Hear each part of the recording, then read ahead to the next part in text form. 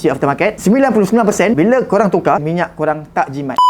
Kenapa lepas tukar ECU aftermarket minyak makin kuat? Pelik kan? Macam ni keadaannya selalu terjadi lah bila yang motor yang daripada standard kilang, kemudian dia tukar kepada ECU aftermarket yang ada di pasaran lah. Kebanyakannya ECU aftermarket 99% bila korang tukar, korang akan rasa minyak korang tak jimat. Lepas dyno pun tak jimat juga. Okay, kenapa jadi macam tu? Okay, kena fahamkan situasi. Keadaan standard kilang, bacaan AFRD adalah kering, lebih kurang dalam 13.5 ke atas. Dan perbezaan dengan ECU aftermarket, bila korang PMP saja, biasanya dia bawah daripada tu, 13.5 dan ke bawah. Maknanya bacaan bawah tu, contohlah 11 hingga ke 13 tu, bacaan dia basah. So bacaan tinggi, maknanya kalau 13.5 hingga 14 lebih tu adalah bacaan dia kering. So apa yang terjadi bila masuk aftermarket, bacaan tu dia akan pergi ke bawah. Sebab apa orang tukar ECU? Sebab nakkan power. So bila korang nak power, korang kena korbankan sesuatu lah. So orang cakap apa? Mesti ada pro and con. Maknanya mesti ada yang lebih dan ada yang kurang. So korang memilih untuk apa? Korang memilih untuk power ataupun nak jimat. Kau kena pilih salah satu. Contoh tiba-tiba lah korang, saya rasa saya beli ECU aftermarket ni saya sebab nak lepas cut off je. Sebab ECU standard kan dah dekat. Korang boleh je cakap dekat tempat tuning, cakap je, saya nak tuning motor saya ni, saya nak jimat minyak, saya tak nak power pun tak apalah. Tapi awak nak macam tu ke? Kalau tak nak, memang macam tu lah minyak. Sebab bacaan AFR 12.5 hingga ke 13 lebih tu, itu adalah bacaan yang normal untuk power lah. Sebab kalau kita nak power, mestilah kena ada bahan bakar yang cukup. Design kilang dikeluarkan untuk penjimatan minyak, dia bukan design untuk power. Maknanya dia sekadar untuk berjalan lah. ECU aftermarket dikeluarkan untuk power. So kalau dibagikan minyak kering macam ECU standard, tak ada power. So nanti kau komplain pula, kenapa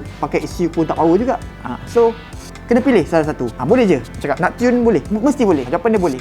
Cuma kena cakap, sebab selalunya bila korang hantar je tuning ataupun tuner, dia akan cari motor korang punya power ni semaksimum yang boleh. So bila semaksimum yang boleh, mesti dia kena bermain dengan api dan juga minyak. So kalau andainya lah, macam saya cakap tadi lah, mula tadi, andainya kamu cakap saya nak buat Grab je, saya nak buat delivery je, so boleh cakap lah saya nak set jimat minyak, tapi kau jangan minta power. Sebab akan rasa beza, ada isi dengan kosong. Memang motor tu pergi, tapi powernya kurang. So anda pilih yang mana? Itu tak cerita lagi pasal sprocket.